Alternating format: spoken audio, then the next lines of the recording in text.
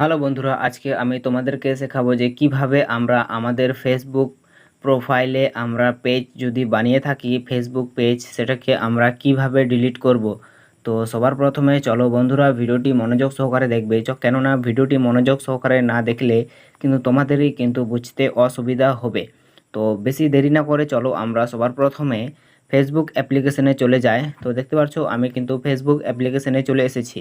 এখানে আসার পর তোমরা কি করবে যে প্রথমত আমরা ফেসবুকের আমরা পেজ যদি ক্রিয়েট করে থাকি, তৈরি করে থাকি, সেটাকে কিভাবে ডিলিট করব। তো আমাদের আসল টপিক হচ্ছে ফেসবুক পেজ ডিলিট। তো চলো সবার প্রথমে এখানে দেখতে পারছো আমরা কিন্তু আমাদের প্রোফাইলে চলে এসেছি। এখানে আসার পর আমাদের এখানে দেখতে পারছো কর্নারে কর্নারে আমাদের লোগো, জাস্ট এখানে ক্লিক করব। এখানে ক্লিক করার পর এখানে এই যে ঠিক এখানে দেখতে পারছো, এখানে হয়তো তোমাদের অ্যারো চিহ্নের মতন শো করবে, অথচ এরকম জাস্ট আমরা এখানে একটা পেজ তৈরি করেছি। জাস্ট এখানে একবার ক্লিক করব। এখানে ক্লিক করার পর আমরা যতগুলো পেজ যদি এখানে ক্রিয়েট করে থাকি, অনেকগুলো তো এখানে শো করবে। তো জাস্ট আমরা এখানে দেখতে পাচ্ছ এই যে ফিটনেস বয় নাম্বার 1, এই পেজটাকে আমরা তৈরি করেছি।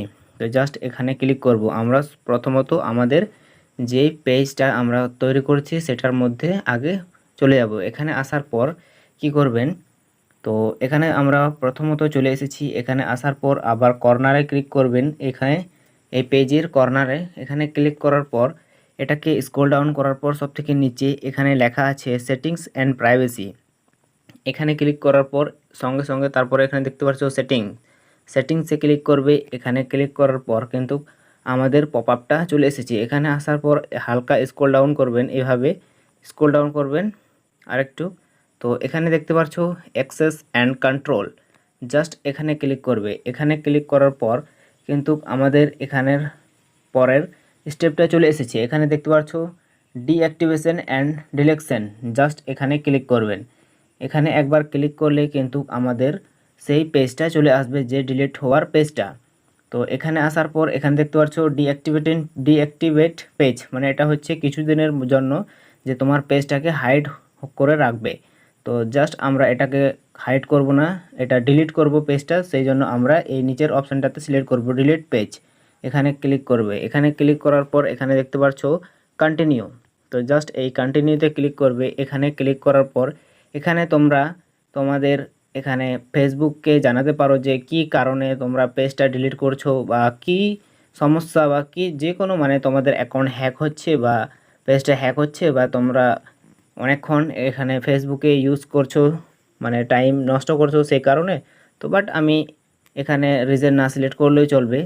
তো জাস্ট তোমরা দিয়ে দিতে পারো, আমি দিয়ে দিচ্ছি। জাস্ট এখানে I space too much time on Facebook ধরেন আমি এখানে সিলেক্ট করলাম এখানে একটা সিলেক্ট করার পর কিন্তু এখানে তোমরা সিলেক্ট করলেও ভালো, অথচ না সিলেক্ট করলেও ভালো। জাস্ট আমি সিলেক্ট করব না, জাস্ট এখানে কন্টিনিউতে ক্লিক করব। এখানে ক্লিক করার পর কিন্তু এরকম আমরা যে পেজগুলোতে ফটো, ভিডিও, রিলস যেগুলো আপলোড করে রেখেছি, সেটাকে যদি আমরা আমাদের ডাউনলোড ফোল্ডারে রাখতে চাই, তো সেগুলো এখান থেকে দেখতে পাচ্ছ ডাউনলোড, আমাদের সেই ইনফরমেশনগুলো এখানে ডাউনলোড করে রাখতে পারবো। দেখতে পাচ্ছ এখানে ডাউনলোড ইনফরমেশন, ট্রান্সফার ইনফরমেশন, মানে আমরা যে কোনো যে ভিডিও, রিলস, যেগুলো ফটো আপলোড করে থাকি, সেটা আমরা এখান থেকে ডাউনলোড করে নিতে পারি। তো জাস্ট আমি ডাউনলোড করব না, জাস্ট তোমরা করলে করতে পারো। তো এখানে নিচে দেখতে পাচ্ছ কন্টিনিউ, জাস্ট এই কন্টিনিউতে ক্লিক করবে। এখানে ক্লিক করার পর আমরা যেই প্রোফাইল দিয়ে একটা ফেসবুক পেজ তৈরি করেছিলাম, সেই প্রোফাইলের এখানে দেখতে পাচ্ছ এন্টার পাসওয়ার্ড, জাস্ট এখানে সেই পাসওয়ার্ডটা আমরা এখানে দিয়ে দিচ্ছি। তো দেখতে পাচ্ছ আমি এখন এখানে পাসওয়ার্ডটা দিয়ে দেব। তো আমি পাসওয়ার্ডটা দিয়ে দিচ্ছি।